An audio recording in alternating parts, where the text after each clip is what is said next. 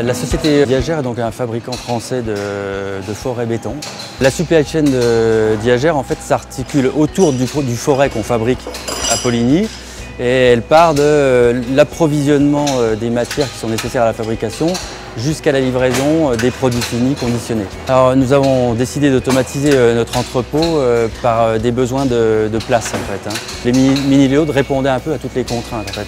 C'est-à-dire relativement peu de surface utilisée au sol, une optimisation verticale très importante et puis des contenants qu'on voit peut-être derrière moi avec les bacs qui sont très appropriés à nos outils en fait.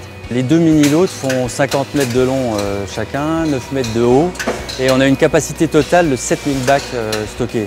Le stock se déplace vers les opérateurs restent en place devant le PTL et vont avoir la capacité de préparer 64 cartons à la fois.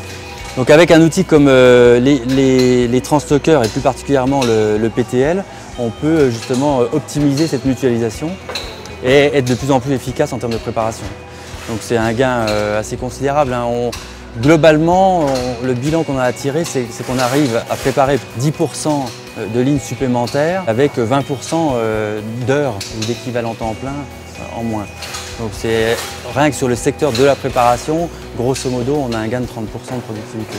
Alors un des avantages qu'on a également, c'est quand on a des clients qui nous visitent, c'est sûr que quand ils voient le panel logistique qu'on maîtrise, y compris les transstockers, pour eux ça a un côté rassurant. Donc on se retrouve maintenant dans une situation où la question c'est en gros, est-ce que si on croit en activité, est-ce qu'on ne va pas finalement développer encore l'utilisation de cet outil? D'ailleurs à cet effet, on s'est gardé un emplacement dans l'entrepôt au cas où on aurait besoin de construire un troisième mini-load.